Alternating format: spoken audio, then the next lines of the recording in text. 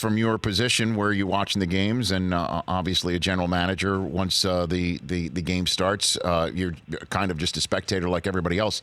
Your thoughts on the officiating and the way that pass interference has been officiated on the field and through replay for the first 6 weeks. Is it what you expected? Well, I always defend the officials on the field because when you go down there, even where you watch, from I watch up a little bit higher, the game's a lot slower, seems a lot clearer than when you're right down on the field. I mean, the angles and the geometry is different, and it's just a fast game. So I do think they do a really good job. I think my take would be, after assessing it, is they're basically they're probably saying, you know what, if it's egregious, we will turn it over, but it would seem to me they're saying, okay, we're not going to allow this to be, let's call it, more tactical than preventing something egregious. But that's my take from 30,000 feet. But I know this.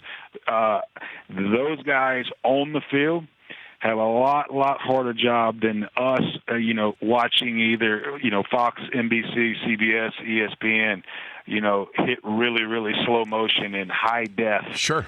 I'm down on the field. I'm with you. Obviously it's easier for us when we're watching it on a television screen, but I guess when you have conversations with McVay, it seems to me that coaches are less likely to try and challenge anything anymore because they feel it just needs to be something to the level of pure almost robbery in order for it to be upheld or challenged or changed, or even a flag being put down on the field. Has your conversations with Coach gone in that direction? I definitely think you have to, and there's probably some other penalties too, that are going that you have to adjust, and you're seeing a little more blocks in the back called when linemen are pulling on the periphery there. So right. Each year, you definitely had to adjust in what you're gonna.